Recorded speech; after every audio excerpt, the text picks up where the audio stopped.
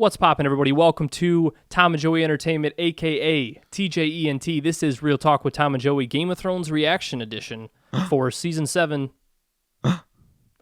Episode 7, the season finale known as The Dragon and the Wolf.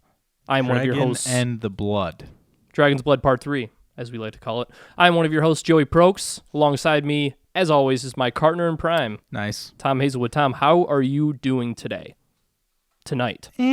Yeah, we should call this Real Talk After Hours because we're in the literal nighttime. Yes, it is pitch black outside right now as we record No this. light pollution out here. No. But there is pollution in our sound, possibly. Possibly. And what I mean by that is, holy fuck, if this sounds bad, we apologize. We're not really sure what's going on. It might be fine, though.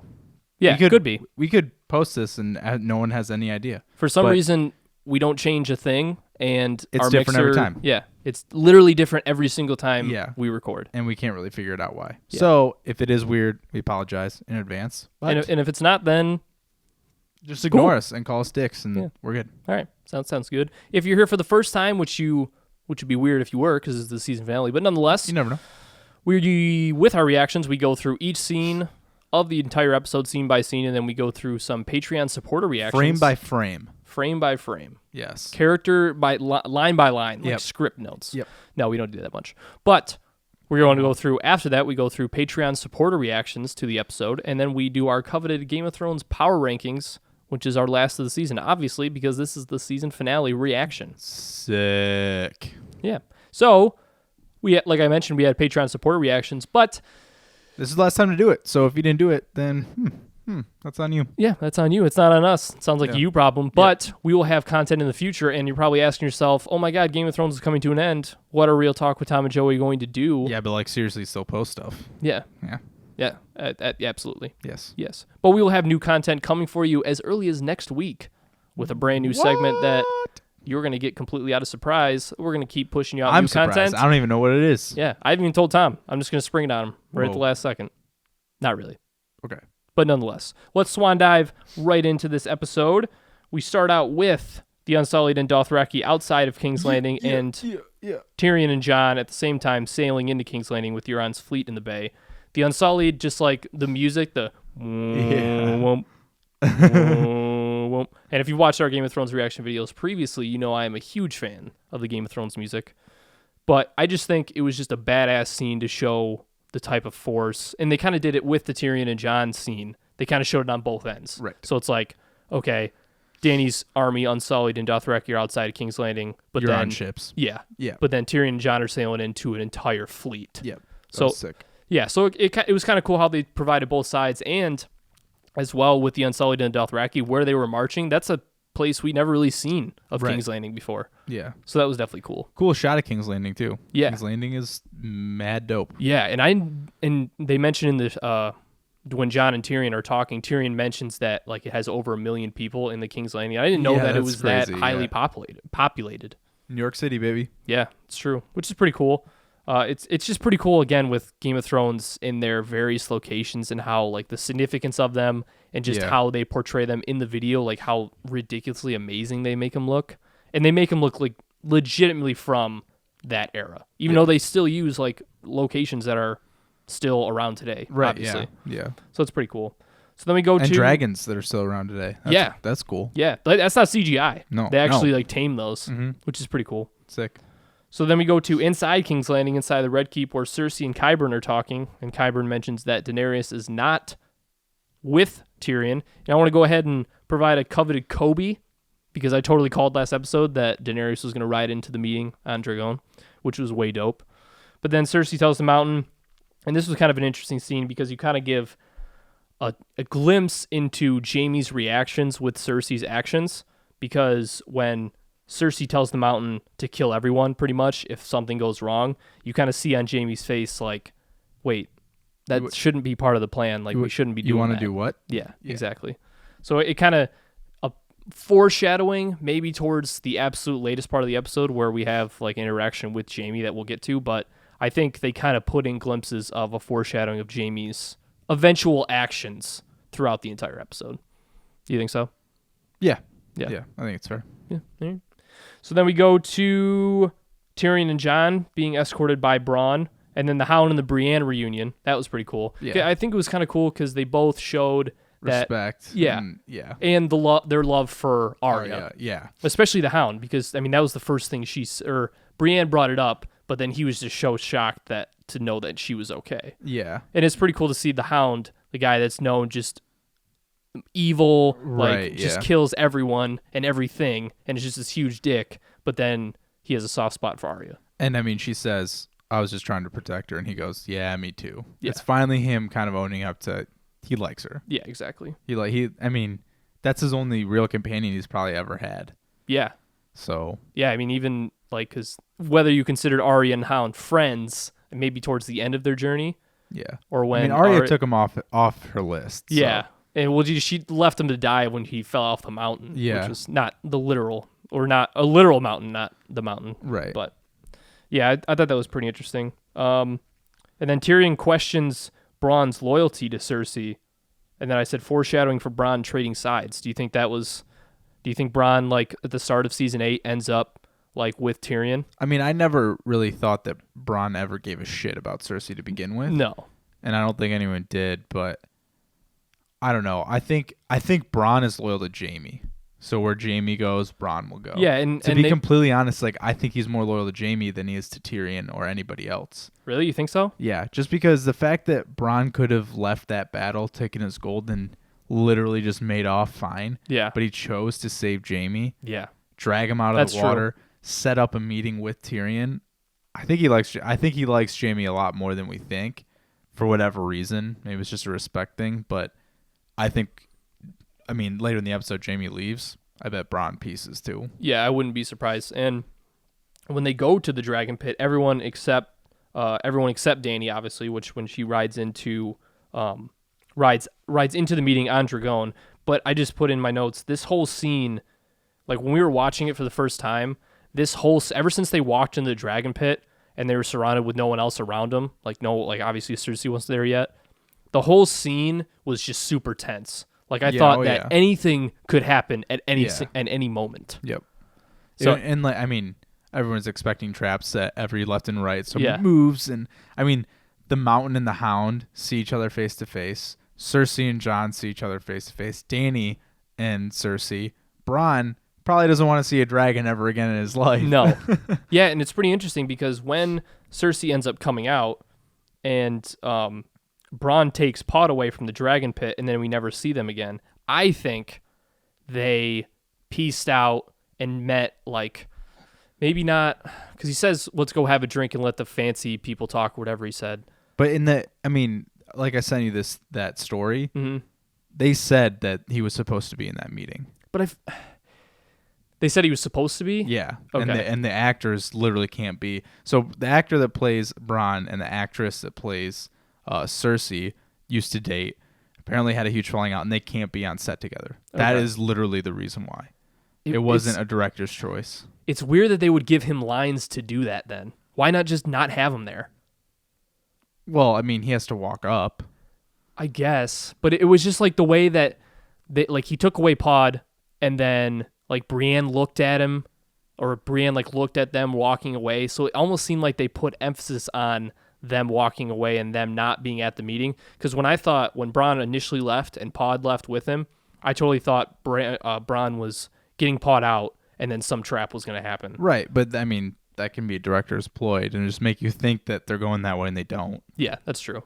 Yeah, I mean, I guess... I mean, not everything in Game of Thrones happens for a reason. True. Like, people can just look at people and it freak you out and nothing happens. Yeah, I guess, I mean, especially with this season, I guess I just put more emphasis on like just every little thing. I feel like they've had some significance, whether it be a lot or a little. Yeah, but I mean, even stuff that they might put emphasis on, you might already know. Like Jon being a Targaryen, there's plenty of foreshadowing for that, but we've known that the entire time. So why even bother putting that symbolism there? Yeah, it's a shit, you know. That's true. So then the Hound confronts the Mountain, and this was a sweet scene, and I had the whole quote here. And the Hound says, "That's not how it ends for you, brother. You know who's coming for you. You've always known."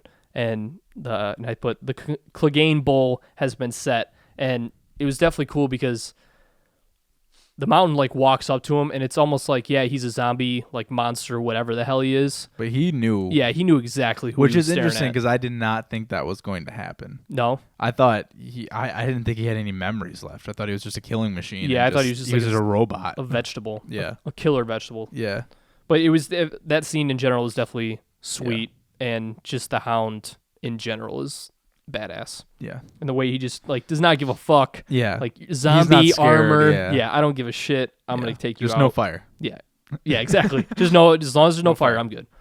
So then after that, Daenerys enters in on the most badass way possible, and Drogon climbing down from like when he lands and then climbs down and then like Dany gets off. Yeah, everything with Drogon is so badass. Everything that he does, especially when he's on the ground.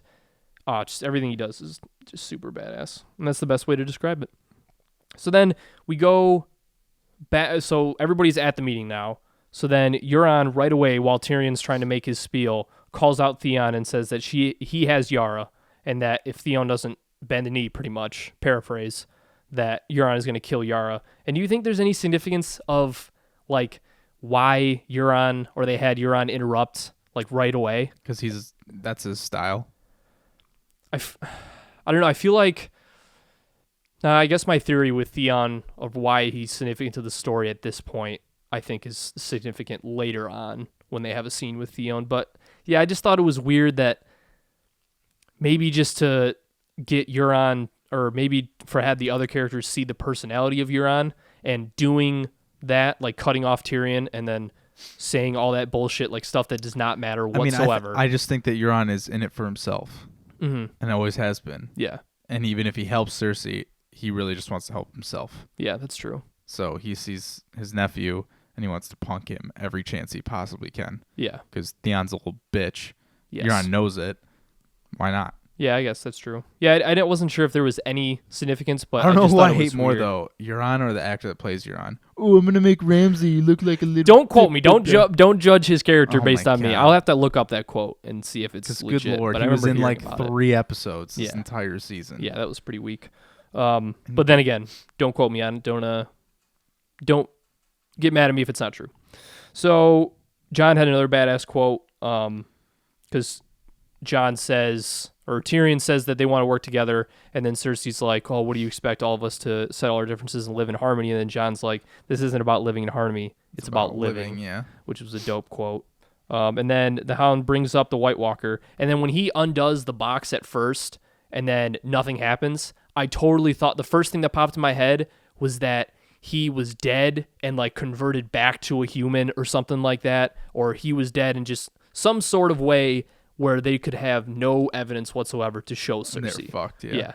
And before this scene, the Hound talks like to the Lannister soldiers and tell them not to open it. As soon as the Hound said something, I totally thought they were going to come with a scene where the Lannisters like look into it, and then he just pops out. Yeah, that would have been cool though if they released. I would have liked that, to be honest. Yeah, that would have been definitely a different situation. But and judging that they don't have a truce now, it would have just been cool to see that scene unfold any other possible way. Yeah, right. But then when he kicks the box over, and then the White Walker comes out, and just the look of terror on everyone's face. Cersei's, Jaime's. Yeah, Cersei shit her pants. Yeah, like I've never seen, like, and just Bravo, we've said it time and time again, but damn it, I mean, there's a reason these guys get paid $2.5 million per episode. Damn it. They are so good at what they do. And Cersei's face, like, I was terrified for her. Yeah. Just her face was so terrified, and that's why I eventually thought, like, at the beginning of this episode that they were going to end up working together, because I thought, okay, we've never seen that feeling of... I know, it wasn't right. I know. I'm Willie. I just hit my mic over there. I know it's not true. I know you're right. Everything... No. Tom went ahead and reminded me how right he was on certain things about maybe 6 or 7 times when we were watching the episode last night. I wouldn't say that. No. But Cersei is Cersei for a reason. Yeah. And, I mean, she literally would rather die than anyone else have their way. Yeah, and I've listened to other people react to like the kind of the season finale, and they talked about the same thing, and they brought up how it would almost be disappointing if Cersei ended up like teaming up with them and supplying their soldiers, because that's such a different change from her character. So it's like it would be a good thing to do. Well, yeah, no, I mean from her like from the show's perspective, if you're rooting for the good guys, it would be a good thing for her to do. But in terms of like how Ian and I talk about how we like Cersei as a character, it wouldn't make sense for the plot. I mean, people get upset by the timeline issues with the plot, like especially with Beyond the Wall episode. But it would be almost weird for the show if she just had a light switch right away and flipped her mind and said, "Oh, I'm going to work with you guys." Well, unless it almost convinced me that she would do that because of the look on her face, and I thought they emphasized that for a reason. I agree that it would be weird. That's why I didn't think she was going to do it. Mm-hmm. But I don't understand how anyone could think that's disappointing. Just because, okay, your argument is, okay, it goes against her character. How about the first couple seasons of Game of Thrones where every good character that you liked died in front of your face, and then Jon dies and comes back to life? That, to me, seems a little bit on Game of Thrones-esque. Like, there's the story changes. Like, things progress and things develop. Like, we didn't have a big death of a good character in a while. That's different. Yeah. So that's a really weak argument. Oh, it'd be disappointing. Well, I get to the point where, like, if in terms of sacrificing, they did it's weird. I don't know how to put it, but they did a good job if they were going to do that with releasing the White Walker and putting that terrified look on her face, because it convinced me that they were going to do that, but then end up not doing it. It's almost to the point where I get it, but at the same time, I still wanted them to team up. Right. But that's my point, is if they did team up, saying that'd be disappointing to the plot. To me, not them teaming up, like the literal fact of them teaming up, just of the change of personality. Yeah, which I understand completely. I understand what they're saying. I'm just saying that that's a really, really weak argument, because you can make that case for so many other characters. Why would she be any different? The Hound is a different person.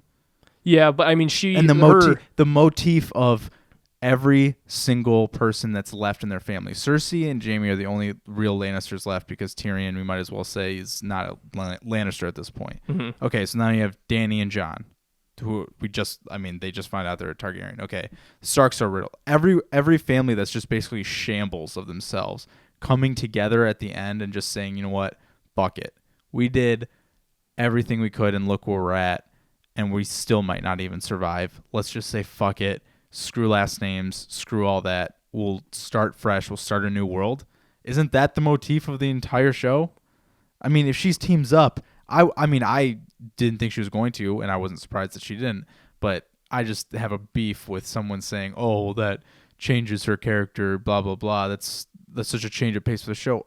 Tons of characters have done that. Yeah, the only thing I would say... What about Stannis? Well, the caveat to that would be because of how big of a character she is, and like a flip of her character would change the entire show and the outlook of the entire show, because if she changes her character, ends up teaming up, and then giving them all of their forces, including like Euron's fleet. And then they beat the White Walkers all together, and then they start a new world together. Yeah.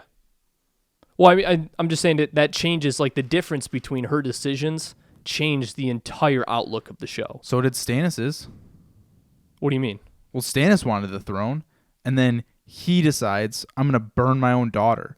That completely lost him so much morale and so much momentum, and then he gets absolutely crushed by the Boltons. Yeah. But there was a lot of people that thought Stannis was the rightful heir, and he represented justice. There's a lot of people that like Stannis more than they like Dany and think that he is actually the one that should have been on the throne, but he fucks up, and then the entire show changes. Yeah. All of a sudden, Jon's the princess promised.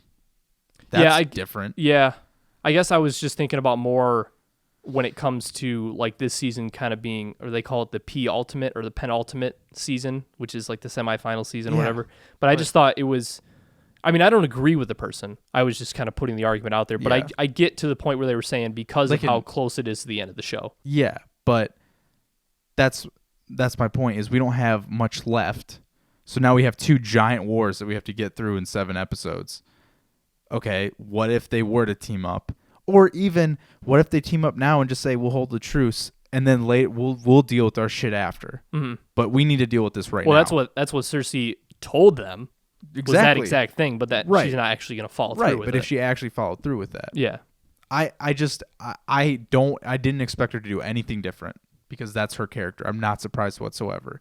But the argument that Game of Thrones, that would be almost on Game of Thronesy. There has been so much shit this season that's on Game of Thronesy. How could you ever think that would like be like, I guess, what did they say it was? It would have been. Well, they said it was disappointing for her, like if she flipped a script. We talk way too much about Cersei and all her shit every single time. Hey, you're talking. But that's a lame argument. That's a real lame argument. Fair enough. But then, so when they do the demonstration, and in terms of the show and how they planned out this entire plot of bringing the White Walker down to King's Landing, they did this demonstration, like the fact of kicking him out, having him run at Cersei, chained up, cutting him up, which was obviously deliberate and good. Yeah, I mean it seemed that way at least. Only beef with that part. Why the fuck did they tell them how to kill it right away? You mean in terms of like holding like, that piece of information out? Yeah, at least for a little bit, just because you still have to convince them to get on your side. I would have liked them to just be like, you can't kill them with normal swords. And then Cersei to be like, well, what can you kill them with? And then be like, well, there's only 2 ways to kill them. Yeah. Instead of telling him right. Yeah, I just feel like they told him right away because there's no way in hell that they would have shown that. And then Cersei's first question wouldn't be, how the hell do you kill these guys? Right. I just think they should have let her do a little bit more of a back and forth and be like, okay, what the fuck was that? Yeah. Where did that come from? And how is this thing still alive? Yeah. No, that's true. That's an interesting way to look at it. So then Qyburn got fucking 6 to midnight. Oh, yeah, that's what we're talking about. Yeah, Qyburn had the biggest boner when that thing pulled out of the box. Like, he was holding up that arm. It's like, how do I get my hands on this? Yes. So then Euron says he's leaving and taking the Iron Fleet, and then I put in my notes, everyone's feelings are very real and legit, and it just seemed, because they had the terror look on his face as well, along with Cersei's, when the White Walker initially came out. So I thought genuinely that he was peacing out. So you thought Cersei just let him walk? At first, but then later on, I mean, and she says it physically, but I guess it was more convincing to me throughout the episode that it was un-Cersei-like to not just cut his head off if he was actually going to leave. Yeah. But I just thought it was interesting because he talked to Daenerys. So instead of like if he was actually part of Cersei's plan, he would have just made that spiel about taking the ships back to the Iron Islands, and then not talk to Dany and had that like little conversation. But I think that conversation in terms of the big picture goes to your argument where there's most likely going to be a chance where he betrays Cersei. Yeah, I think he does for sure. It's just the thing is, I knew he didn't actually just leave for multiple reasons. One, more than anything, Cersei wouldn't let him just leave. Yeah. There's no fucking way that wouldn't happen. But B, that's pretty much Cersei's army right now because Dany already took out a big chunk of it. Obviously, there's soldiers left, but she still has all those I mean, she mentioned they have all those banners, the bannermen of what's left. That's my point. Yeah. But Euron's fleet is her army. I mean, that's her wheelhouse. I mean, ships. Yeah, I mean, the ships are the most important part because you got to travel. That's what I'm saying though. Is Euron's fleet is that's her wheelhouse. That's her bread and butter. Yeah, I agree. Is she all of a sudden gonna leave and then be like, okay, well, let's carry on with the conversation then? Yeah, and that's pretty much what she did. So like, if she's losing, let's just say for fuck's sakes, it's half of her army just left. If I'm Jon and Dany, I would look at her and go, well, now what choice do you have? Yeah, I guess. Because we could obliterate you right now because your naval fleet just left. I mean, yeah, you're going to get the Golden Company, but they don't even know that was in the plans. Yeah, and especially Euron, because that's the first time he saw the dragon. And you got to think, if you're Euron, you see a dragon. I mean, how easy would it be for Dany to ride Drogon and be like, oh, there's Euron's ship because it's fucking 10 times bigger than everyone else's. Just go after that one, and it's game over. I agree. So, yeah, I mean, I thought it was interesting because it convinced me at the time, but then I get that it wasn't actually true. So then Cersei initially accepts the truce, but then says only if Jon doesn't swear an allegiance to either side. And then Jon repeats that he remains loyal to Daenerys, and they shot to Daenerys, and we made the joke that just Daenerys is just straight waterfalls after he says that. Oh my God, dude. Just absolutely adoring Jon Snow. She might as well have been like, can we take a 10-minute recess? Yeah, 10-minute recess. What? John, I got to talk to you. Make it a 45-minute recess. Yeah. Things are gonna get freaky in this cave. Yeah. We all know Danny's a little freak. But then I put John repeats his loyalty to Danny. He could have lied, but he didn't. Another 6 inches. Yeah. John is tripping over his own dick at this point with how many quick quotes that he has. And I have... Do you think it's a good move, or do you think he should have lied? I think it was a good move. Same. Because then he confronts Tyrion about it. Yeah, it ends up working out, but I understand why they wanted him to lie. The only thing is, if he did lie, I just don't think Cersei would have bought it. I just think she would have been like, there's You're no lying. fucking way. I think she initially asked for him to do that to cause a rift between John and Danny. Yeah, so did I. Yeah. I don't think she ever thought there was any chance in hell he actually would be loyal to her. Yeah. Because she still had her plan the entire time. Mm-hmm. I don't think she was going to abandon... there's no way. Yeah. And then Tyrion talks to John and tells him that he should have lied. And then I put John's whole quote in here because at the end I say another 6 inches. John says, talk about my father if you want. Tell me that's the attitude that got him killed. But when enough people make false promises, words stop meaning anything. Then there are no more answers, just better and better lies. And lies won't help us in this fight. And it's funny because as he's talking, they do a quick shot to Tyrion. And his face is just like, damn it, dude, why you gotta be right all the time? It's like, why you gotta be so good? Why you gotta make me look like a dick? Yeah. So I thought that was pretty funny. And then I said, another 6 inches. He's running out of surface area at this point. So then Tyrion agrees to go and talk to Cersei. And then Tyrion and Jaime, this is another foreshadowing for Jaime piecing out on Cersei and teaming up with Tyrion. And another foreshadowing of Jaime really having a soft spot for Tyrion still. Yeah. Especially after they learned that he didn't kill Joffrey. Yeah. I think that was the biggest light switch. Because, he was still pissed about Tywin, their dad. But when Tyrion pleaded his case, if you're Jaime, who's growing on me as a character, how do you not understand to the point where, you're logical. You're not Cersei. You're not just filled with rage and revenge. Blackness. Yeah. So how can you not understand to the point where Tywin knew, especially that he figured out he didn't kill Joffrey. So it was 100% fact that Tywin put... Yeah. I just don't think he ever believed that he killed Joffrey to begin with. Yeah, that's true. That's why he attempted to save him anyways. Yeah. That's true. He did save him. Yeah. Oh yeah, you're right. So then Tyrion and Jaime, I just put their one quote, because he said it's probably best if we say goodbye, one idiot to another.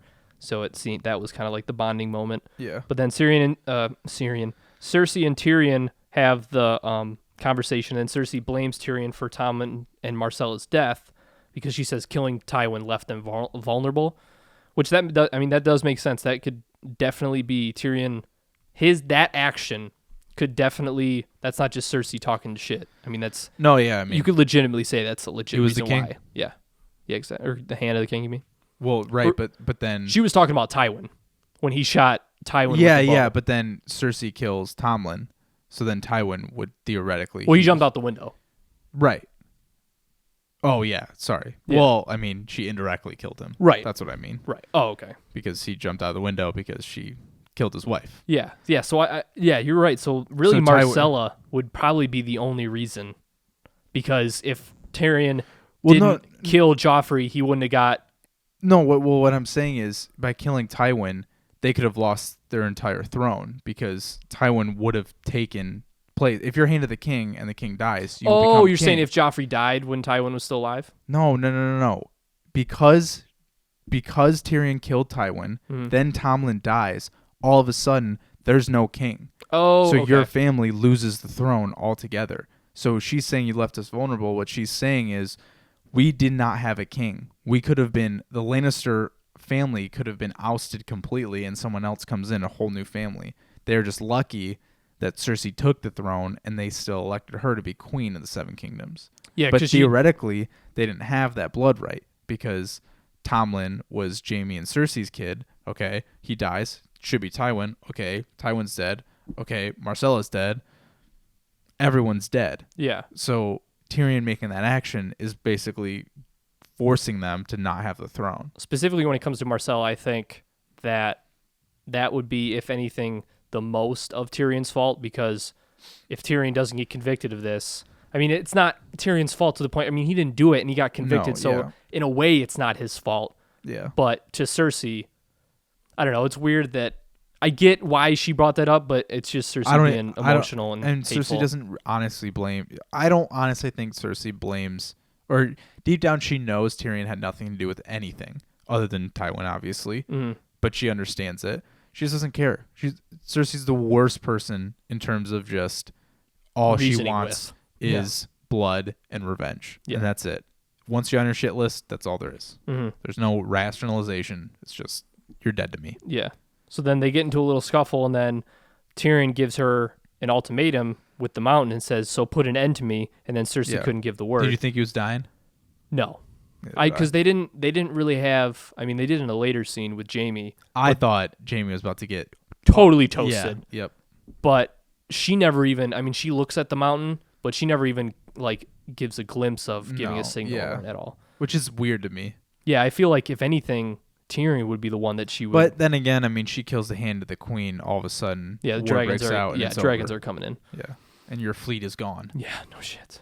But then an interesting thing, which is why we've had a debate of whether the baby is real or not. But Tyrion, after she doesn't put an end to his life with the mountain. Yeah, she's not drinking wine. Yeah, Tyrion grabs the wine, hands it to her, and then she doesn't drink it. And then the last scene of them together is Tyrion realizing that she's pregnant, which leads me to the next scene, which kind of worries me because Tyrion comes in later. So then we go back to Dany and Jon back in the dragon pit, and then they talk about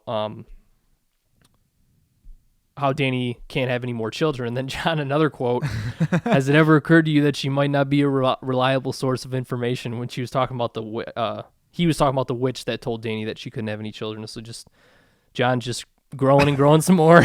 He just can't get enough. And I put in my notes literally, do I need to say it anymore? Do I need to say 6 inches anymore? So then Tyrion returns from the Cersei meeting and then declares that Cersei declares herself that she'll help the effort. But the fact that the last scene between Tyrion and Cersei was Tyrion realizing that she was pregnant, and then he comes out, and then Cersei like says all this stuff, and then Jon looks at Tyrion, he's smiling and stuff. Does any part of you think that Tyrion just maybe not traded sides, but made some deal with Cersei because she was pregnant? No, because I still don't think she's pregnant. Okay. I do. I think the wine and this episode, because she referenced it on 2 separate occasions, I think she's convinced me. I wouldn't be surprised if she's not, but if I were a gambling man going to Vegas and putting it on black would be she's pregnant. Yeah, I still don't think she is.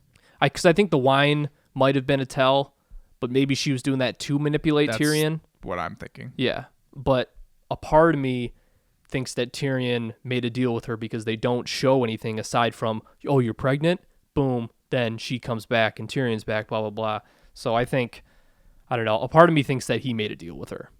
I mean, I don't know what it would entail. I would lean towards that because, well, how did he just flip her? Of all the people, yeah. But, I mean, she also, because here's my thing. Do you think that she went into that meeting thinking, I'm going to storm out and then make them, like, want me to recalibrate and go towards the effort? Because she always had the plan that Euron was going to leave and go get the Golden Company. That was always the plan.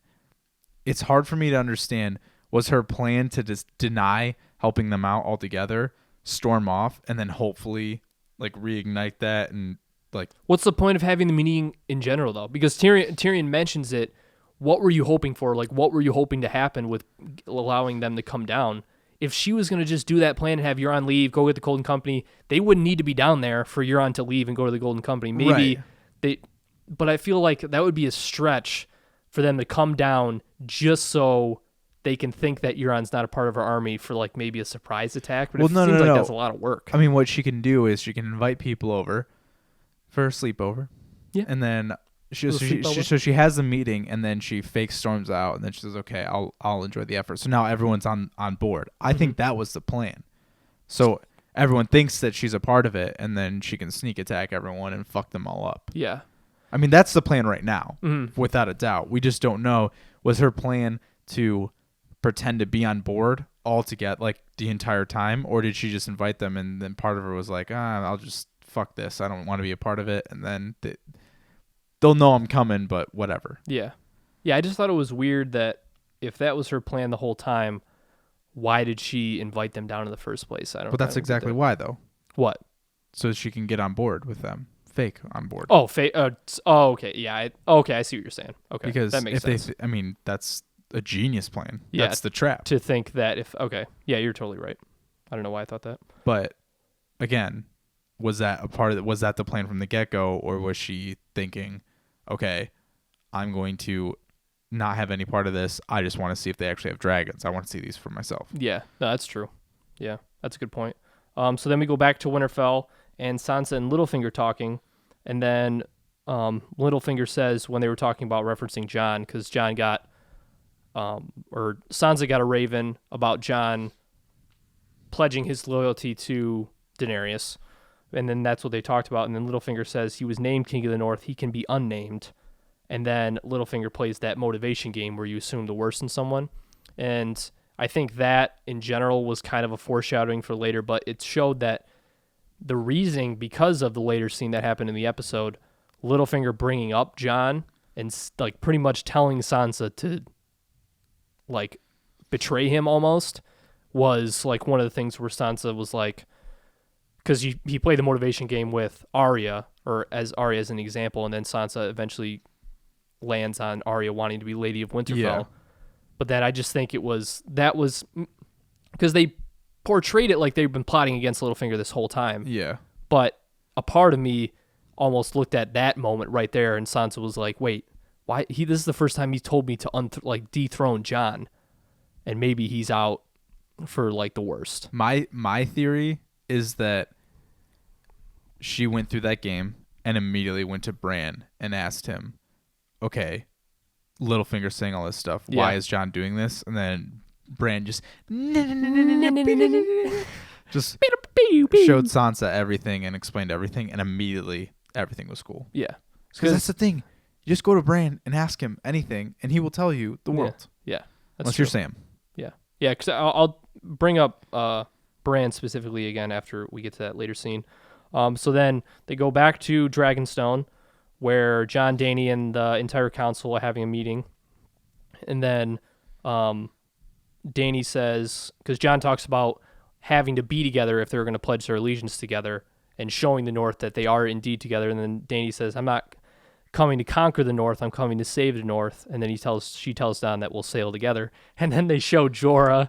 They show a big camera shot of Jorah, and I put his quotes like, fuck me, man. Like, it looks like Kit Harington is like, damn it, I had to compete with just like these baller ass dudes. And Jorah, you're never going to get your chance, man. Yeah, that's not happening. No. So then Jon and Theon in the throne room, and then another badass quote by Jon. He says, it's not my place to forgive you for all of it, but for what I can forgive, I do. And then this is where this scene, because it goes to Theon going down to the beach and having like this scuffle with the other Greyjoys, and this is where Theon's purpose comes into play. My theory, at least for next season, is that especially they give like a foreshadowing of a smaller like situation with it. So my theory is that they have this scene where Theon fights this dude, ends up winning the fight, and then gains like the trust of the other Greyjoys, like they support him now. And I think that was like a mini version of what they're going to have to do later, because I think now that Theon has the other Greyjoy guys going to get Yara, I think Theon's overall purpose in the story and why he's still around is because I think Theon's going to go defeat Euron somehow, get Yara back, and then once he defeats Euron, there's not going to be a huge battle like where hundreds and hundreds of guys die and like thousands of ships get burned and like destroyed. I think that Theon defeats Euron, and then the rest of the Greyjoys rally around him, and then that's how everyone just fucks Cersei. And that's why I think Theon has like a real purpose and why they're keeping him around. Ugh. Because the ships and Euron's fleet play a gigantic role in this story in the way of Cersei's ability to deceive and betray people. So I think I just wish that Dany there's no other reason why Theon's still in the show. I just wish that Dany would send one dragon and it would just line by line just mow them all down. Yeah, just destroy them all, because there's no way that they would destroy him. But then I guess that would be. You remember when you said the counter to that? What? What? What? When you said that the dragons weren't all that powerful. Do you remember that? I've went back on that statement a long time ago. Yeah. Can't bring it up. Remember the ships though? Remember what you're saying? What about the ships? That they couldn't take them all down. Well, we referenced that in the fight in Marine. Yes, but I was saying that you were saying that Euron she has Euron's navy now, and I said yeah, and a dragon would go in and just fuck it all up. Yeah. No, I've already come back on that statement. Okay. You're just gonna keep bringing it up. Yes. All right. Cool. Yep. So then. Well, actually no, because this is the last episode. Oh yeah, I guess you'll just bring it up at random times. Yes. Just it'll be 4 months down the road and be like, hey, I know we're talking about NFL. Snacks and gas station snacks, but hey, remember that time that you said the dragons aren't that powerful? That sounds about right. Remember how I was right? Sounds about right. Remember how big my dick is? Hi, I'm Tom. That's you. I wouldn't go that far. No. No. I guess. Yeah. But then for some reason, I mean, like when he kneed him to the nuts, and like Theon had like that smile. That was weird. That was really lame. Yeah. That was kind of, I don't know. That was just like sick, dude. Yeah, like just have Theon overpower him somehow. Yeah. I don't know. Theon's just such a weirdo. Yeah. I mean, he is, but my theory is why I think he's important to the story. I mean, it makes the most sense. I just wish that Jon would have looked at Theon and said, I forgive you, and just, right to the throat. Yeah. Something about that makes me think that's probably not going to happen, but. Well, I mean, it's not. I'm saying I wish it did happen. Oh, okay. That conversation was him. Just say, I forgive you. Maybe that was the alternate. Like, the producers came in with that pitch. The director's like, hey, we either do this, or, he lets Theon go in and everyone's like, Theon kind of sucks, and then the actor that plays Theon's like, but I want to stay on. Oh, okay. Fucking Theon. So then we go back to Winterfell, and then, so this is where, obviously, Arya's bringing into the Great Hall, and then Sansa says, you stand accused of murder, you stand accused of treason, how do you answer these charges, Lord Baelish? And then that whole scene comes down. But then, do you think that it would have been better for the show if they showed the scene of Bran telling them everything? Because obviously, if they show that scene, then the surprise is gone. So the surprise of her turning her head and saying Lord Baelish would not have been a surprise. But they could have shown that scene after they did that. What? What do you mean what? They could have shown the scene. Like a flashback? Yeah. Of Bran telling him everything? Yeah. Yeah, I don't know if I would have been down with that. Why? Like a quick flashback? Yeah, why? I don't know. I mean, okay, walk through this.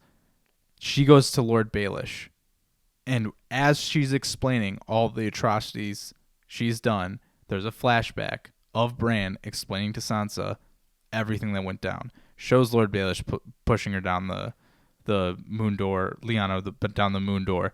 And then when he said that the dagger was Tyrion's, show Lord Baelish with the dagger, showing that it's his. Show him getting paid basically to kill Bran. Why not? Yeah, that would have been an interesting way to do it. Another thing that they kind of surprised in terms of Littlefinger and Bran, because when Littlefinger tries to make his case about no one was there, no one knew what went down when he betrayed Ned, when that whole thing went down. But then Bran says that you held a knife to his throat and said you never should have trusted me. Something, again, that only Littlefinger and Ned would have known. So I guess if they would have done that, maybe they couldn't have done that surprise either, and they couldn't have had that interaction with Littlefinger and Bran. They could have flashed that back. Yeah. Yeah, that would have been an interesting way to do it. Yeah, that would have been... I don't know if I would have enjoyed it more, because at first I was like, why didn't they show Bran talking to Sansa and explaining this? But then I get it from the surprise effect. Bran should be in almost every scene of the show. Yeah, he's never in it ever. But you know what? He knows the world. But whatever, fuck it, dude. Yeah, he shouldn't be in the show. Yeah, they should definitely show more of Bran and the reason, and the fact that let's get Theon fighting some dude and getting a little tiny group of people behind him. Sick. Yeah. That's awesome. Well, I mean, I agree that Bran should be more in the show. But then I just put in here that this scene is the best acting that I've ever seen Littlefinger do. Like that, even I guess terror and horrific expressions and emotions really bring out the best acting in you, I guess, almost, because Cersei's face, he looked terrified. He looked absolutely terrified. And when he like went down on one knee and like started begging stuff, Yeah. like that's a side that we never saw of Littlefinger. And the fact that he can just flip that And switch then and make it Arya so convincing. Yeah.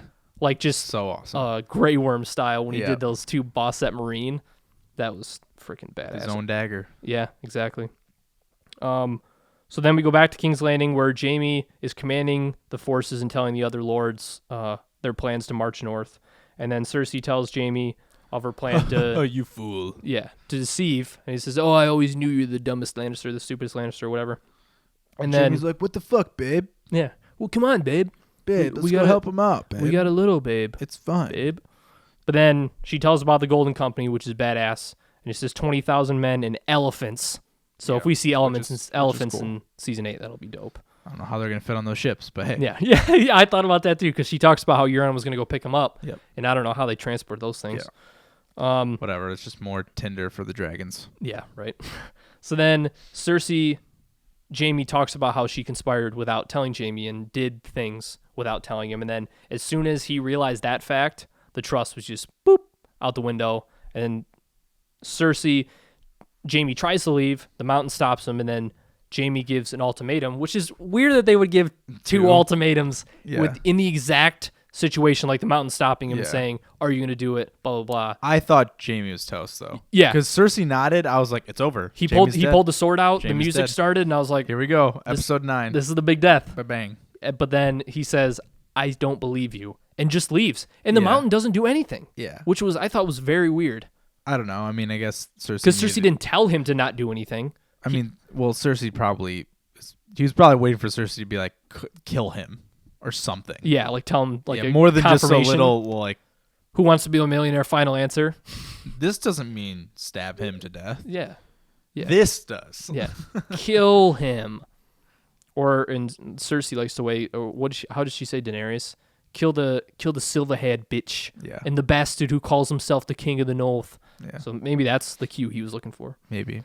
So then they go to Jaime riding away from King's Landing, and this whole scene, I've watched a few reactions, and everybody talks about this scene. I read an article about it too, and just how like the whole show has been surrounding winter is coming, and like Ned said it in episode 1 of season 1, and the fact that King's Landing has always been this summer, like super Yeah, hot, yeah. all sunny, just constantly.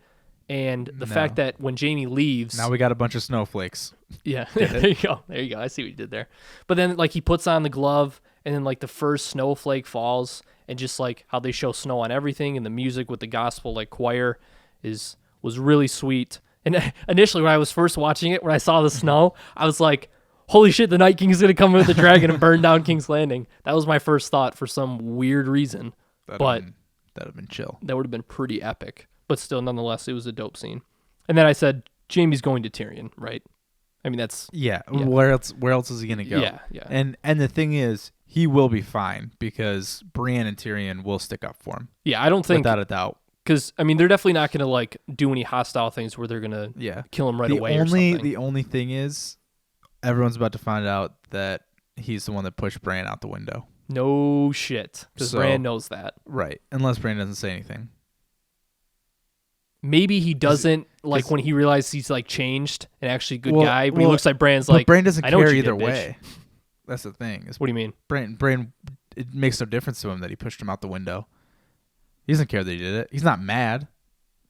Yeah, but I guess... He's a robot, and he also has mentioned before, he was meant to be pushed out that window. Oh, yeah. But even if he didn't say that, he still wouldn't be mad. He can't be mad. He's not mad about anything ever. He's not happy. He's not sad. He's literally a rock. Yeah, when he brought up the knife with Littlefinger, I guess I saw a little emotion from him, but I guess maybe not a lot, and he's still just like Just letting him know vegetable. what's up. I mean, Yeah. So then we go back to Winterfell, where Sam returns to Winterfell, and you called that one. And he talks to Bran, and then Bran. This is a funny scene because Bran tells Sam about Jon. Oh my god, this is so fucking funny. Yeah, because Bran tells Sam that Jon is with Dany heading back to Winterfell, and then he says that Jon is actually a Sand because bastards that are born in Dorne. Basically, Bran says that Liliana and Rhaegar, that was Jon's parents, confirmed, but he was born in Dorne, and then he initially says Sand is a bastard's last name. Yeah. And then it's so funny because this is Bran before he's like, I know everything. I can see everything in the past. I'm the three-eyed raven. I don't know what that Ravens. means. It means I can see everything. Yeah. I know everything. Yeah. Oh, and then I put in my notes, he's like, you saw this with a vision. Oh, no, this was before. Oh, because he asked, when he initially says that Jon is coming with Dany, he's like, oh, did you see that with a vision? He's like, no, Raven. This is Raven right here. That's what Raven told me. But then he goes and explains the fact that Jon is a son of Rhaegar and Liliana, and then he says he's a bastard with Sand. He's like, oh, and then Sand's like, oh no, the marriage wasn't annulled. And then Bran's like, wait, what's up? What? I didn't know that. I will fully admit that was a cool scene by Sam. Yeah. Hey, there you go. That was pretty awesome because just fuck you, Bran. Yeah. Oh, you know everything? Well, bro, I lived in the biggest library ever. Dude, I was in here for 5 seconds and I've already proved you wrong. You fuck stick. Yeah. So that was pretty funny. And then Bran goes back and sees finally the marriage. Get that on somebody else knows. Jesus. Did it really have to fucking take if you're watching Game of Thrones goddamn long and this is the scene that convinces you he's actually a Targaryen, then you shouldn't be watching Game of Thrones. Yeah, but like this is like the way they announce it. You mean? How the fuck did it take this long for anybody else to figure this, like to have the scene where someone else finds out? Well, why doesn't Bran tell Sansa 10 sons an Arya? Yeah, that's what I'm saying. Why is it taking this fucking long? And to your boy Sam, no less. The fuck. It was definitely weird, but that scene, like when Bran says, "Wait, what's up?" It was pretty funny.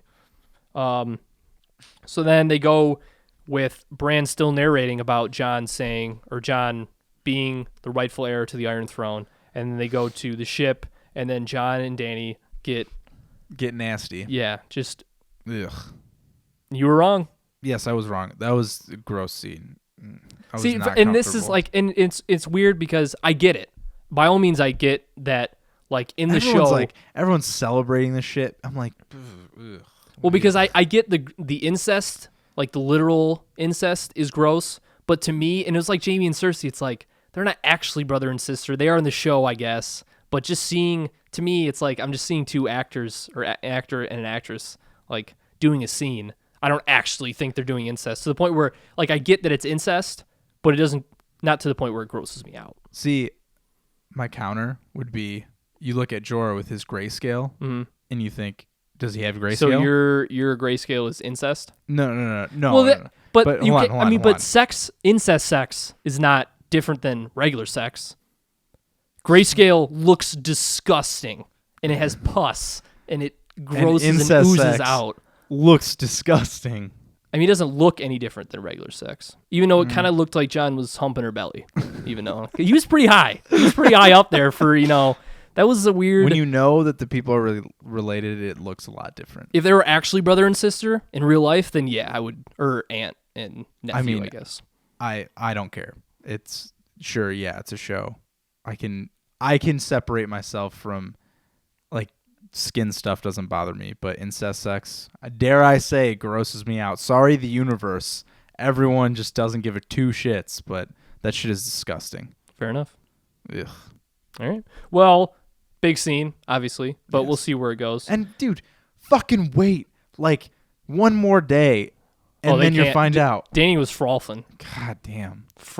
John. Frolfing? Well, how do you... And John, what's the right word? How are you going to fuck... Frothing. Frothing. There we go. Frolfing. What is... Yeah. I don't even know. But Frisbee golf. John, keep it in your pants, bro. How are you going to do that to Ingrid? Can't do that. If I saw Emilia Clarke... How are you going to do that to Ingrid? He's a very lucky man. Brew. Regardless of how awkward that sex scene looked, because it looked very awkward, especially like when he started humping her belly.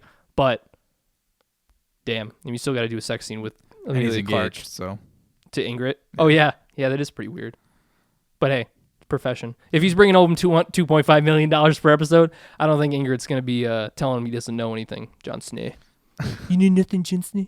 But then Tyrion's outside the door, waiting and looking. Do you think that? I mean, what do you? Because so many people have been speculating about why he was out there. And then a lot of people are saying it was purely political, his concern. Like them hooking up was going to somehow make Dany think irrationally, and same with Jon, and that it would conflict and not allow them to achieve. Yes. Do you think that's it? Yes. And it's not like...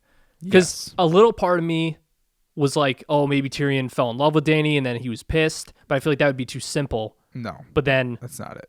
After he had that, or after I thought about it more and watched the episode again, him sitting out there almost got that feeling like he was regretting the deal that he made with Cersei. I think that the fact that Tyrion has the conversation about Jon falling in love with her, like looking at her longingly or whatever, and then immediately starts talking about her successor if she goes down. That's why he was concerned? Yes. Why would that make him concerned then? Because Jon would be the succession? Yes. That would be a bad thing in No. Tyrion's eyes? No, I just think that he's trying to figure out where her head's at because he wants her to be queen. All of a sudden, she gets in a relationship with Jon, and he's looking at it like, well, both of you can't rule. Yeah. One of you is going to have to. Should something happen to you, a.k.a. should you give up your power to Jon, you should make this clear. Oh, okay. I see what you're saying. Yeah, it was just weird because as soon as they showed him, the music changed. And it was kind of like that. The only thing is, darker, like conniving music. Almost. I just think he just knows that shit's going down. Yeah. I don't want it because I love Tyrion. I love my boy, but I really, really think he made a deal, and something's gonna come up. Yeah, he's kind of been fucking up this season. Yeah, definitely. If he made a deal with Cersei, some of them aren't his fault, but I don't think it's not realistic to the point where whatever deal he might have made, there's no way it was to like get her into power and like betray completely Dany and Jon. Yeah, it's got to be like where typical Tyrion, where he's trying to be political, win on both sides. Yeah, I don't know. It's weird. It was definitely a weird situation. And then back to Sansa and Arya at Winterfell, and it was just a cool scene to show that they're reunited. They're boys. Yeah, and it was cool, or girls, I guess. But it was cool because they talked about Sansa says, Arya, you're the strongest person I've ever met. And then she says, fuck. Don't get used to it. You're still strange and annoying. So it was kind of cool how they showed the bond, that they were cool, but then they kind of throw in that little glimpse like, hey, they're still sisters. Was that so goddamn hard for Sansa just to admit that somebody else has had a rough fucking road? Yeah. And Arya, good for you for saying like, oh, I couldn't have survived what you survived. And Sansa to be like, oh, yeah, you definitely would have. Thank you. Was that so fucking hard for both of you? Do you think, I mean, Lord. Off the top of your head answer, do you think the whole conflict with Littlefinger, do you think that was just a way to kill him off? Do you think that was worth it? Well, do you think it was kind of like forced? Beefing? Yeah.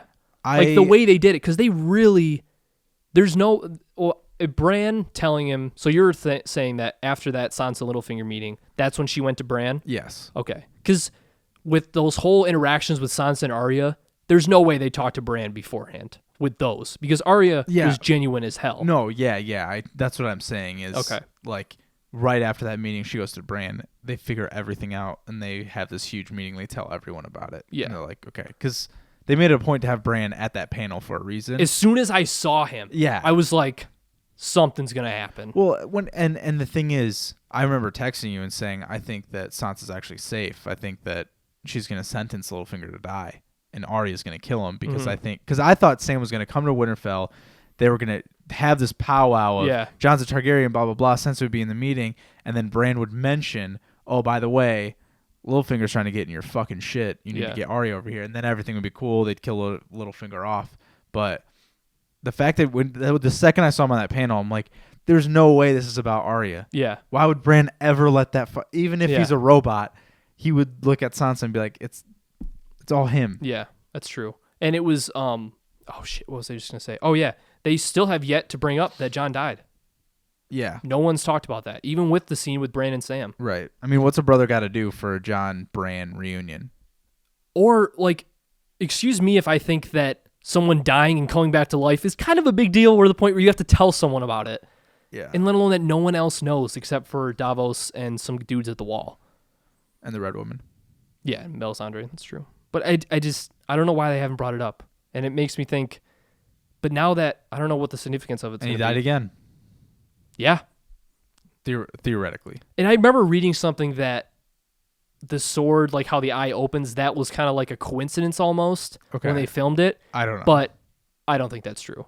Because they emphasize it. They like stare right at the sword. And if you're not knowing what we're talking about, little quick side note, back in the Beyond the Wall, if you want to go back and look at it, when Jon comes out of the ice, and this is shout out to Brad Van Adder, one of our Patreon supporters, shout out, he pointed out, look at the sword's head, the wolf's head, and when Jon pops out of the water, the eye opens. The eye is closed on the wolf when he's in the water, and then he pops out, and then it opens.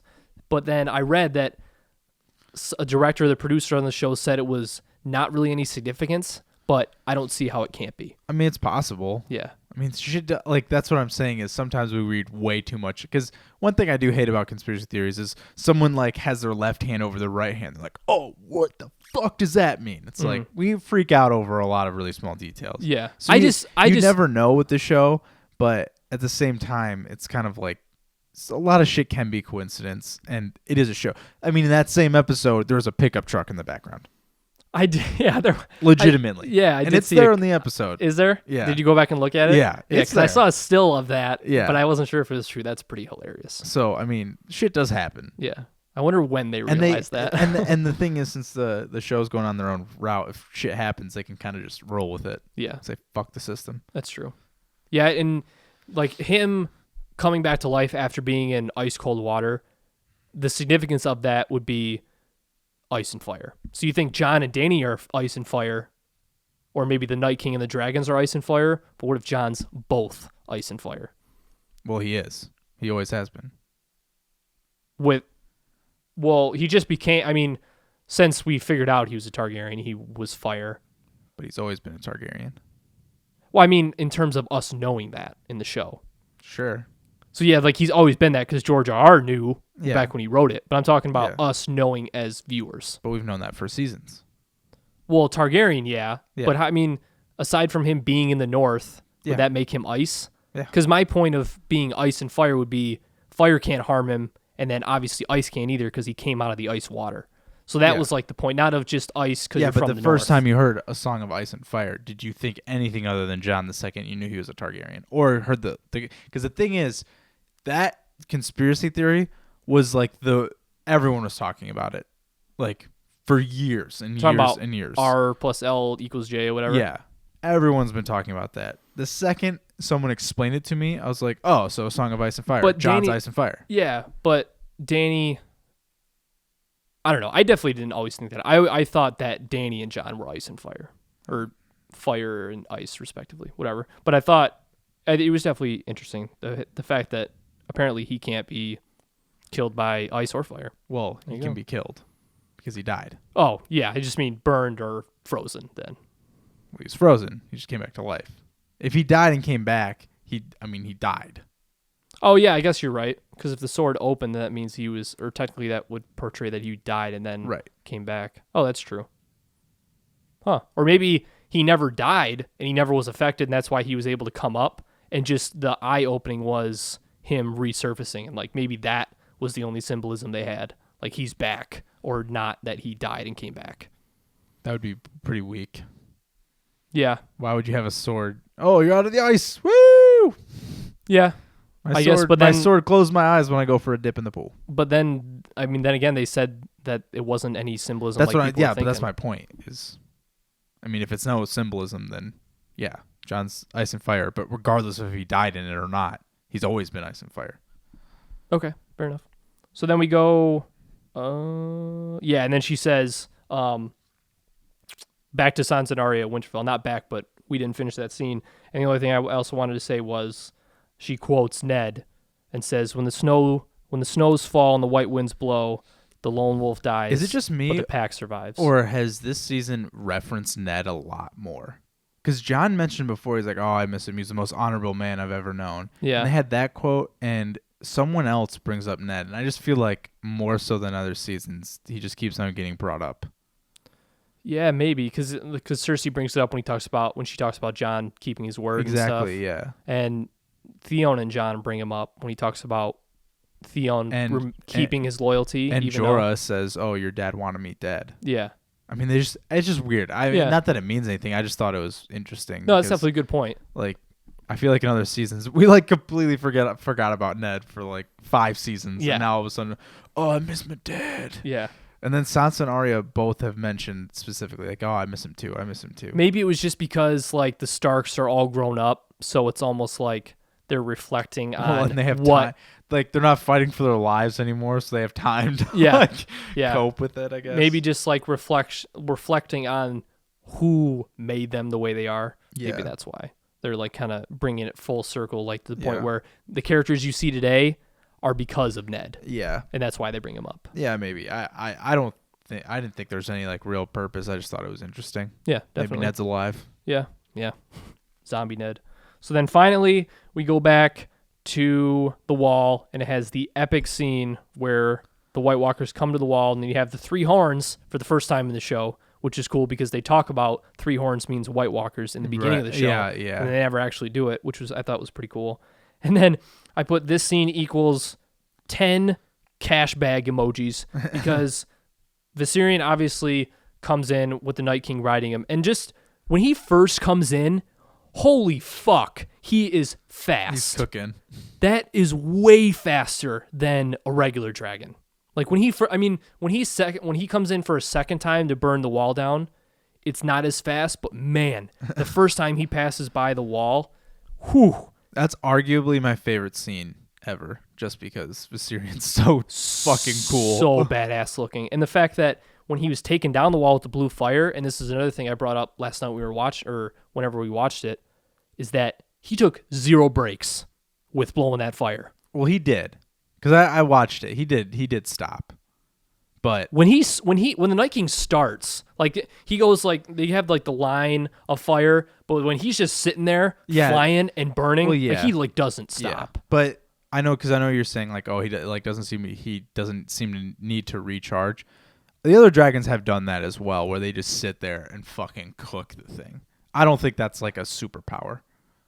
I guess I'm just having trouble finding a scene where they like, cause it's almost like, I guess it's just reading into it more. Yeah. I don't think that's like a big deal or anything though. Okay. I think it's just the show literally just bringing it on the wall. What about the speed thing? When you first saw him fly, I definitely thought it was like he was fast. It's fast as shit. But like he blows by the wall. I just don't know if that's like like if you're a White Walker, camera angle or something. Well, and like for all we know, a White Walker, because I mean, so he is a White Walker dragon. Because I'm trying to think, like, do White Walkers have like superpower? I mean, this sucks because we don't know. We don't know anything about him, and the show doesn't do anything to elaborate. So maybe, but all we know is that if you're a White Walker, you walk at molasses speed, even though you have a horse. Yeah. And you have Aaron Rodgers' accuracy with Randy Johnson fastball pitching speed with a spear. Yeah. That's about all we know. So it's true. I don't know if dragons, I mean, are they the inverse so they can go extra fast? Because the people themselves go fucking slow as shit. Yeah, I just like as soon as that scene happened, it's the first thing I noticed. Like, I mean, as soon as he flew by, I turned to you. I was like, "Holy fuck!" Yeah, it looked like he was going pretty quick. Yeah. My biggest takeaway from the White Walkers, though, because this is something we've talked about.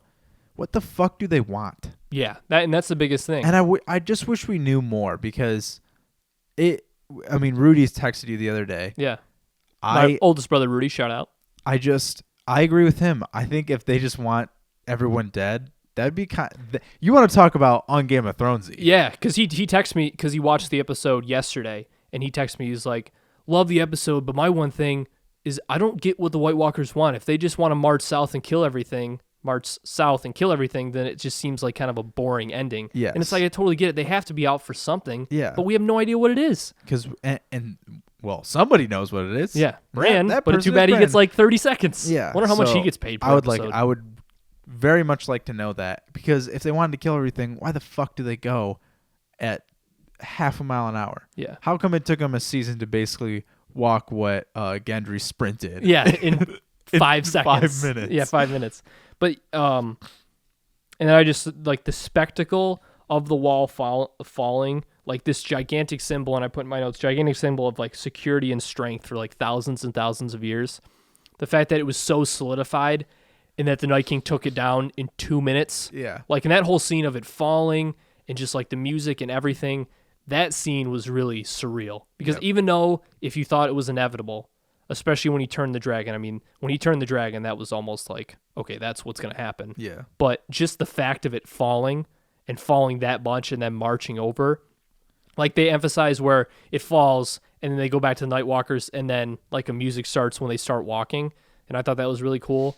But I just thought that scene, like aside from the dragon being ridiculously awesome, just the wall falling and the symbolism of that is really cool. Yeah. It's like the snow falling in King's Landing. That image of him just yeah, it's just nonstop blue fire, just blue fire, so awesome. Yeah. And when I saw that poster way back, like in January, yeah, I honestly think that people were guessing at that point. Like that couldn't have been a legit Game of Thrones like poster because he doesn't. The dragon on that poster, like the leaked poster, like back in January, doesn't look like Viserion. Well, and I mean that's not that hard of a guess. Yeah. Yeah, true. I mean, we even said like the first episode we did on this podcast. If they're going to kill one. We're like, oh, they're going to kill one, they can turn into a White Walker. Yeah. That's probably what's going to happen. I mean, that's not too far of a stretch. Yeah, I guess. It was just funny that I saw it all the way back then and it actually came to fruition. Now it actually happens. And then finally I put, do you think Tormund and Beric are actually dead? No, I don't. Because then I said Beric can survive anything. Yeah, and I said no chopped off heads, no cigar. Yeah, that's like Game of Thrones 101. Yeah. If you don't get your throat slit and you don't get your head cut off, you're still alive. First scene of episode 8, I'm going to say the same prediction that I did. Is alive. That would be pretty epic. Yeah. But I'm going to have the same prediction that I did with after the Spoils of War with Jaime. I think the first scene of season 8 is Tormund and Beric like breaking out. Yep. I will say this.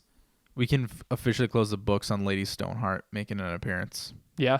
Yep. Just done? It's done. And I finally figured out, I had to look it up, Catelyn Stark was Well, you Lady probably Stoneheart. should have said that on the podcast. Why? Because people might not know who she is. Well, she's not a part of the show. Right, but still. Spoilers. Don't listen to me. But still. Not right. Yeah, she can't make an appearance. Yeah. Because what happens in the books, she carries out some things that would totally ruin the show. Okay. So like it would flip the story almost. I wouldn't even go that far. It really wouldn't, but they just don't have time. Oh, okay. That's the thing. Yeah. You have 7 episodes left. There's no way they waste their time with that. Yeah. Not Bring to her mention back out of nowhere. Yeah. But Ned's totally alive. But Ned's alive. In Argentina. Yeah. Oh, there you with go. Tupac. Cuba. I think Argentina because Cuba's Tupac. Well, no, because Cuba they lifted the embargo. So how could he be there? Oh, yeah, I guess there's no way. I guess Argentina. Right. Argentina. Yep. So there you have it, everybody. There are our final scene-by-scene reactions for Game of Thrones Season 7 of that epic season finale. It was 90 minutes, well, total. I think the runtime was 79 minutes, longest Game of Thrones episode yet. So now we're going to go into our Game of Thrones Patreon supporter reactions. Let me pull it up right here. Before we can do that, okay. I'm just going to say I did not like this finale. At all. Yeah. I'm going to hate super hard on this finale. And here's why. Where were we at the beginning of the season? The same place we are now. We are in the same fucking place. And the Night King has a dragon. That's pretty much it. The thing is, because this is my beef. I totally understand plot progression can be slow.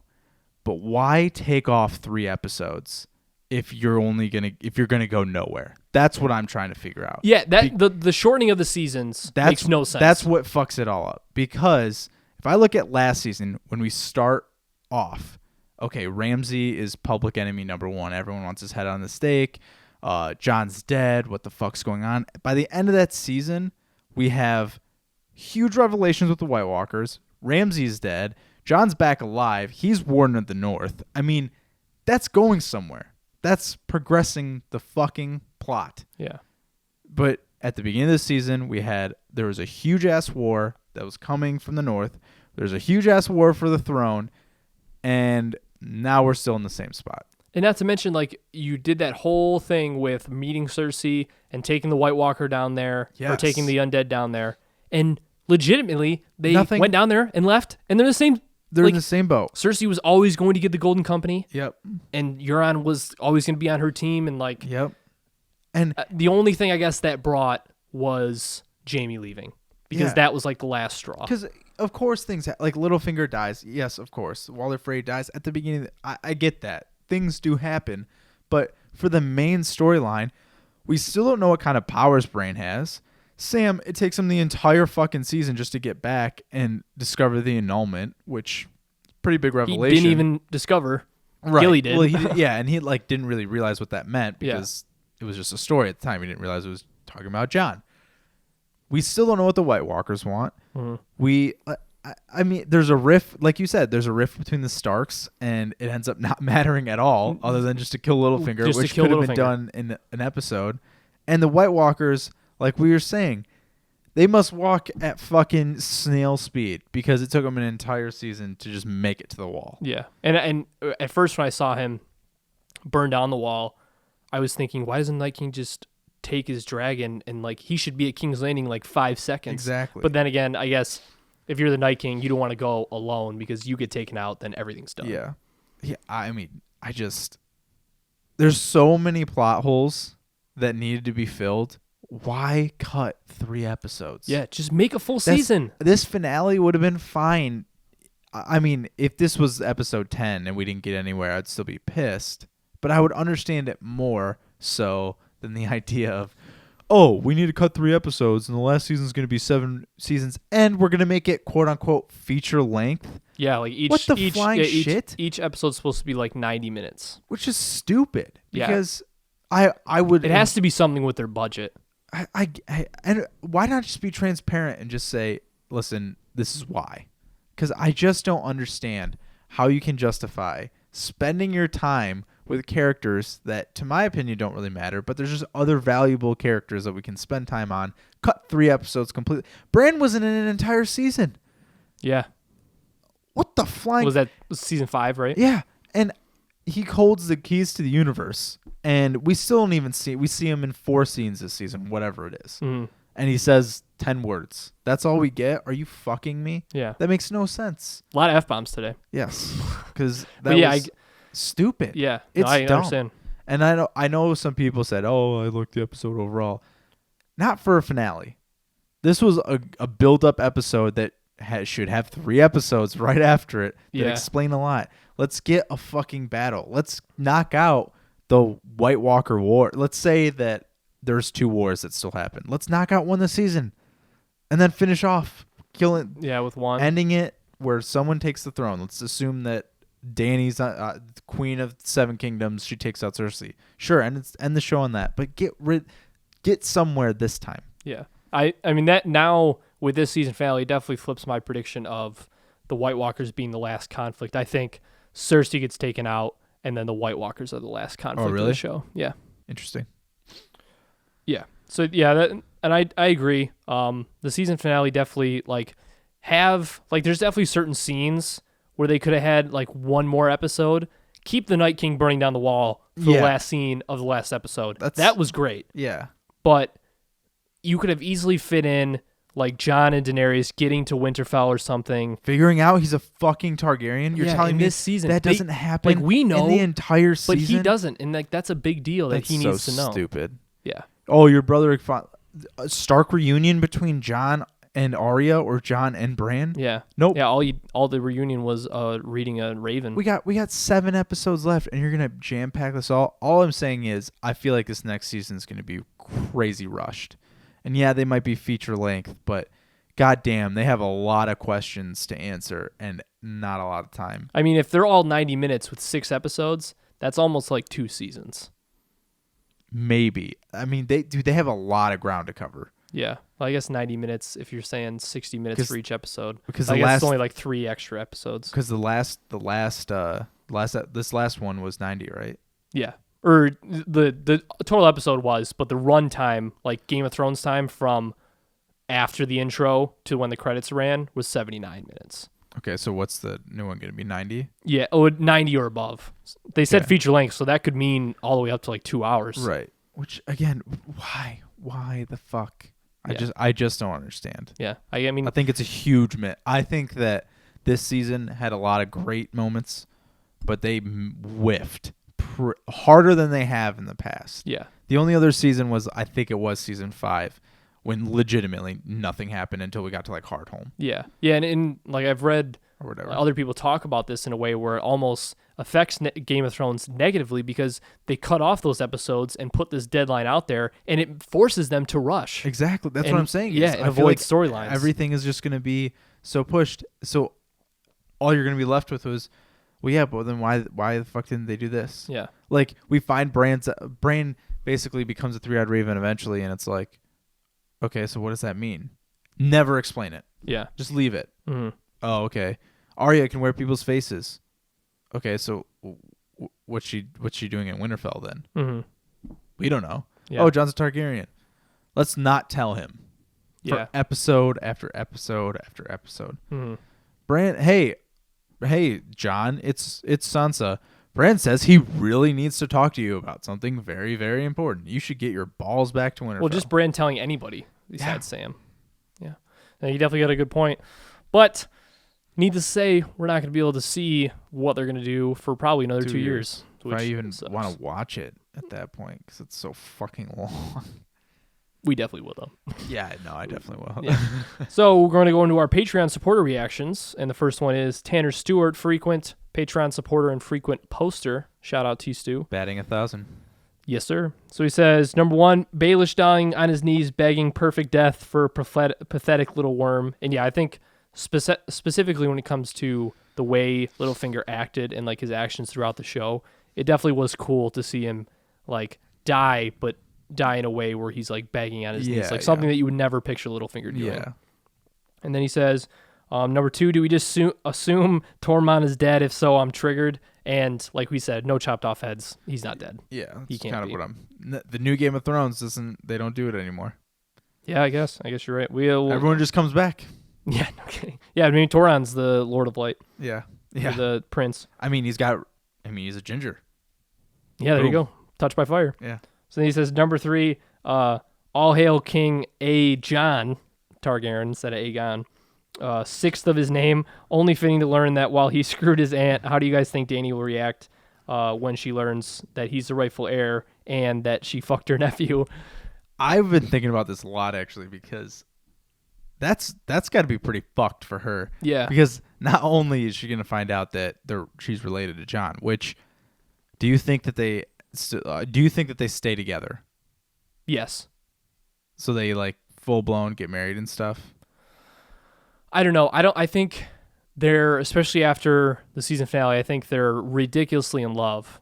And that was a common thing for Targaryens. Yes. So Jon didn't know it was, yeah, it's not like that's DNA, like, oh, we incested each other. No, that's true. Let's pass it down to generation but yeah, generation. I still think they stay together. I don't. Just because, like, for the show and because they're, like, so mad ridiculously in love, that it can't just be, like, a light switch, but maybe it could. I mean, I think incest can trigger a light switch. Yeah, but sure. I mean, Game of Thrones makes incest cool, I guess.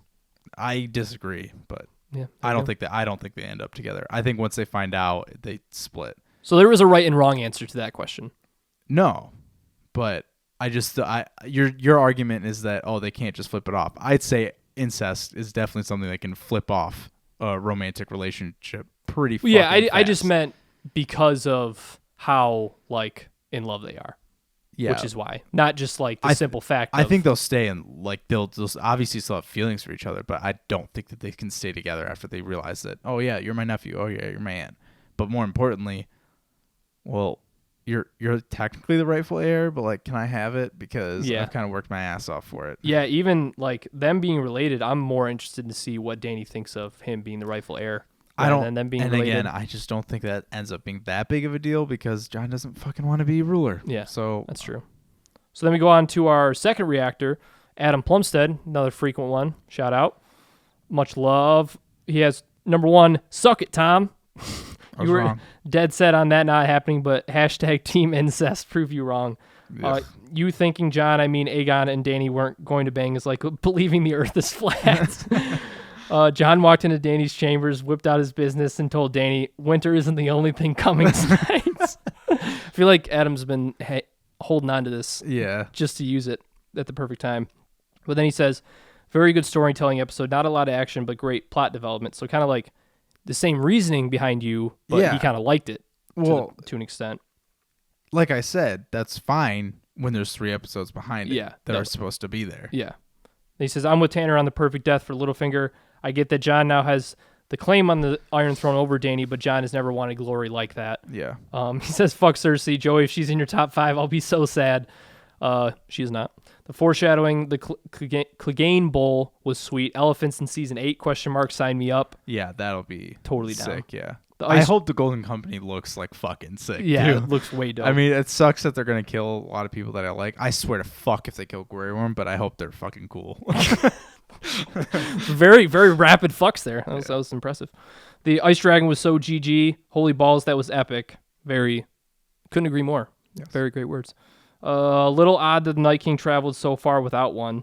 Yeah, that was true. To the point where I wonder if he knew, because they talked about the Night King, like in the Beyond the Wall, whether he knew the dragons was coming. See, that again, a question that I would love to fucking know the answer to. It would make total sense that the reason why they were so slow was to bait them there. Yeah. And then he gets the dragon. It's like, all right, now I'm ready to fucking go. Yeah, like now let's do this. let's march. Yeah, because maybe his whole goal was all right, get a dragon, burn on the wall. Boom, next episode they're at the wall. Yeah. Perfect sense. Yeah. Let's fucking connect that goddamn dot. Holy shit. Very, very passionate. Yes. But it's weird because initially I thought like, oh, I already mentioned that, how the Night King could ride the dragon, but he doesn't want to go without his army. So I guess that makes sense. A little odd that Night King... Oh, yeah, I already said that. What would he do if he didn't have the dragon? Hence, Night King knows some shit that we have no idea what. Again, what we've been talking about. I agree. He said, finally, where the heck is Ghost? My boy wasn't in a single episode all season. And you have an answer. One of the biggest disappointments of the season, yes. And he said, I'll finish this reaction first. Overall, I enjoyed this season. I don't know how I'd be able to live 2 years without Game of Thrones. When this show is over, I'll be perfectly fine with my life ending as well. Yeah, I agree. But yeah, short, quick note about why Ghost was not in this episode is because Game of Thrones didn't budget for him. Yep. And spent so much time on literally the dragons being in every episode. And especially that last scene must have cost just outrageous amounts of money. And I'm guessing that maybe there'll be a budget when Nymeria comes back next season. Yeah. I hope we see Ghost again too. Yeah. Ghost was just so badass. And then finally, we have our third reactor, Brad Van Adder, and he posts Thrones review, fuck. So there it is. That's all he said. Fuck. Does that pretty much sum up this season finale? Well, fuck. Yeah. There have been a lot of those. So yeah, obviously. Fuck. There we go. We couldn't have said it better ourselves. Yeah. If I'm picking the perfect 2-word response, it's ellipses, fuck. Oh yeah, because that's the 3 dots ellipses. Yeah. That's a very fancy way of saying 3 dots. It's kind of It's kind of a douchey. I'm kind of pissed at myself for saying that. It's kind of a douchey thing. It definitely sounds cool. Ellipses, I guess. And it sounds like it's something like out of Star Wars. Yeah.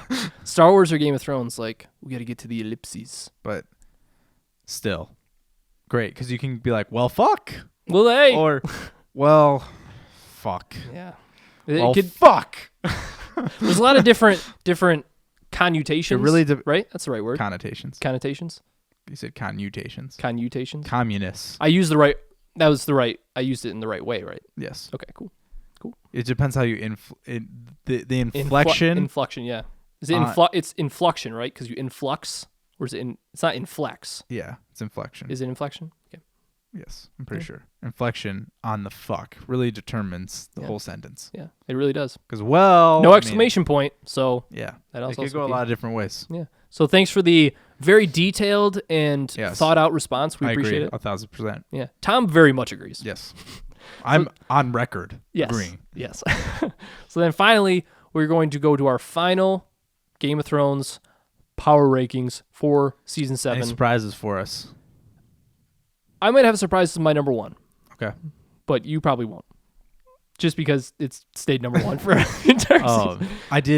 I almost did a quick audible of power rankings of characters that you fucking hate. Yes.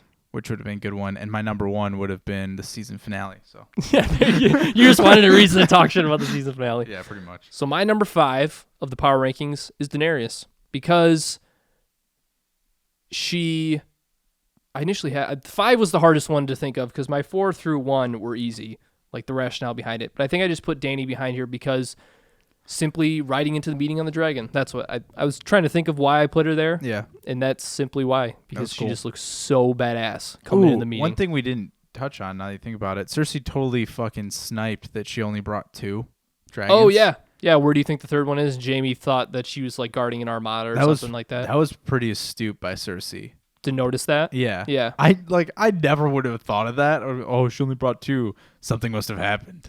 I never would have connected that. But then Jaime's rationale, like, it could be guarded. Like, that's totally fathomable. No, that's my point. Is Yeah. I would just be like, oh, she brought 2. Who the fuck cares? Yeah. The other one could literally be anywhere on planet Earth right now. Yeah. Fucking around. Yeah. But Who's your number 5? All right. My number 5 is Sansa. Nice. Ooh, there you go. Swooping in and just being like, hey, Lord Baelish, Eat a grovel. Yeah. And then he's, oh, I loved you the most. And she just goes, Arya. Which I think is true. Handle it. Oh, yeah. Yeah. That goes without saying. I think he loved her more than Catelyn. But Arya just. Yeah. That scene was awesome. I love that shit. So my number 4 is a villain. Not anymore. Jaime is my number 4 because him being all about loyalty and honor, like keeping his word, commanding the other lords to like plan on marching north and everything, and then to just walk out on Cersei even though that the zombie mountain is staring right in your face, and for him to ride off, and obviously we think he's going to go to Tyrion and join up with Dany. It's a pretty baller move, especially if you got the balls to do that with the most murderous woman in the world, as Tyrion says it. And so that earns you on my number 4. That brings me to my number 4, which is Jaime. Yeah. And I'm just going to add one more piece. He's just going to go tell him that Cersei's not on board. Yeah, like her whole plan is now fudged. Yeah. Like, which, again, brings us back to, was her plan to basically say, oh, okay, we're going to go to Essos and get the Golden Company this entire fucking time? And how does she just let Jaime leave if she knows that, or maybe she didn't think that he would leave? Maybe she thought he was just going to his chambers or something. I have no idea. Because he did say we're like the only ones left. Still, regardless, it really doesn't matter what Cersei's intentions were anymore. They're about to know. Yeah, because there's going to be no shock whatsoever. Because now it's like, well, what the because so she gets the Golden Company. What, she just march to Dany and say, all right, let's duke it out. Yeah, with elephants. She has dragons still. Okay. She still has the dragons. Yeah. But Cersei did mention how she wanted them to fight amongst themselves and let them fight the monsters in the north. Yeah. And then we'll just worry about ourselves. Yeah. So she's probably hoping that the Night King defeats him, but then she doesn't realize that he is a dragon. And they will die. Yeah, absolutely. So then my number 3 is, and this is kind of maybe call me cheap, call me that I'm cheating a little bit here, but number 3 is the entire Stark fam. Because I almost went that route, actually. Because I couldn't choose between Sansa, Arya, and Bran because it seems like they all had a key into it. Yeah, I was kind of in the same boat. I was going to put Sansa / Arya / I was like, but... Bran convinced it, Sansa passed the sentence, and Arya swung the sword, I guess you could say. Yeah. So they all had a part in it, and that's why they're number 3. My number 3 is Tyrion. Ooh. 4, basically convincing Cersei, even though it didn't matter. Yeah. I still think that, like, if you're a character in the show and you think Tyrion did that, it's pretty important. So you don't, do you think, I mean, really quick, do you think that he's conniving against something? Yes. So you think he made a deal with Cersei? Yes. Okay, cool. But I still think that the fact that he did enough to get to that point, because I don't think it's, I think he made some sort of pact with Cersei, but I don't think it's backstabbing anybody else. You think it's like a way for everyone to survive? Right. But like, yeah, I agree. Because I don't, there's no way that Tyrion would just flip a switch just because she's pregnant and say, I don't care about Dany and Jon's safety you want to talk anymore. about on Game of Thronesy, that would be like the lamest shit ever. Yeah. If Tyrion's been this perfect dude forever, and then all of a sudden it's like, oh no, I'm gonna go back on Dany. Yeah, because Cersei says she's pregnant, which she doesn't. I mean, we don't know if it's for sure either. Right, exactly. So my number 2 is JS, Jon Snow. Just because, I mean, I've talked about many times about his dick growing quote by quote to the point where it has carpet burns and that he has to like turn around. He's using it as a belt at this point because it's so big throughout as many quotes as he's had. And got to sleep with Emilia Clarke and Dany. So, I mean, that should get you, regardless of incest, you get to do a sex scene with Emilia Clarke, you get on the power rankings. Ugh. Simple as that. My number 2 is not even a person. It's Viserion. Viserion, nice. Because that was the sickest shit I've ever seen in my entire life. Yeah, that was one of the, like you said, that was probably the coolest scene of the show. So my favorite episode of all time is still The War on the Wall. Oh yeah, watching the hook go down on the wall. That was so dope. Seeing the giants with the bows and they just cock back and that arrow is like 10 feet long. God damn, that shit is awesome. Do you think there's any significance behind the scene where they show like the dragon Viserion blowing down the wall or burning down the wall, and they show like the White Walkers or the undead's like point of view? They just have like that pan and they're just sitting there lifeless, like with the light flashing. Do you think? I mean, because I was reading an article because there are people with questions like, do White Walkers have feelings? And it's like, I don't know why they would show the undead like during that scene, like in that point of view, but I don't think there was any. Because they can't go through the wall. What do you mean? Well, they can't go through it until it's all the way through, and then the Night King tells them to march through. Oh no, I meant like because while Viserion is burning down the wall, they have like that pan shot where it's just like the undead watching it. Well, yeah, because they can't get through it. They're just waiting. Oh, okay. Well, I just meant like if there's any significance of just they're there, we know that they're waiting, but showing them and like showing their point of view and their face watching it. I mean, I'm not saying that there was any significance. I was just curious what you thought. No, that's one of those things that people just stretch for, I think. Yeah, fair enough. And when they talked about White Walkers having or undead having feelings and White Walkers having feelings, they weren't referencing that scene. That's just what made me thought of it. Yeah, fair. So what's your number 2? Or no, you did number 2, right? Yeah. So I'm on number 1. Gotta go. My number 1 is the man that burned down the wall, the Night King. The Night King is my numero uno on the power rankings, and I don't see how there's any argument against it, because if you control Viserion and you're riding it at lightning speed, I'm still going to believe that it is, and you're blowing boot flyer, and it's so funny how they keep the Night King's face completely like stoic. Still. Yeah, and he's just, dude, especially like when he's burning the down, javelin is just, yeah. And he's burning down the wall, and it's just... Yeah, he was just riding and just, all right, you done yet? What time is it? Oh, shit, dude, what? What's up? Cool. Hey, it's done now. So, yeah, Night King numero uno Game of Thrones Season 7. I have it written down. For me. Good counter argument to why the Night King is not number 1. Okay. Just kidding. Night King is my number 1. Whoa, there it is. John was not even on your top 5? No. Nope. Neither was Danny. Wow. You bang... Incest is fucking gross. Incest just throws you out the door, huh? Oh my God, you're right. How dare I take a firm stance against incest? I know, dude. Everyone else is fucked. Such a snowflake. God, I don't know what's wrong with me. I just think that shit's so gross. Yeah, no, you bang your aunt. That's gross. Don't you? Fair enough. You have no business. Well, Jamie's on your top 5. That's fair, but the only difference is it happened this episode because I'm doing this on an episode basis. Okay, fair enough. So I can do that. I mean, that's just kind of what I'm going off of. All right. But Jamie's grown on me a little bit as a character, but I still don't like him. Like, if he died, it wouldn't bother me whatsoever. If he lives, so be it. It's fucking gross that he bangs his sister, but ugh. But I was reading an article today. I like reading theories because it just like kind of gets me thinking. I don't like believe them all, but another theory that I was reading today was that the fact of Jamie being the Kingslayer, that they were going to bring back that symbolism and say that Jamie ends up killing the Night King. But I think if there's anybody besides Jon that kills the Night King, it's a waste. Because they're dragon. I still think it has to killing the Night King, like putting a knife into his heart and having him explode and then everything explode. That's got to be way more than just Dragon and Rhaegar just floop and just hey, we won, hooray! Yeah. No, I as well had the Night King. That scene was so fucking awesome. Epic. And you know what? I mean, if I'm gonna pick someone to take out Jon, like I said, Jon White Walker, let's fucking get it going, dude. There's no significance of like what would be a big deal of turning Jon into a White Walker. Like, that's cool.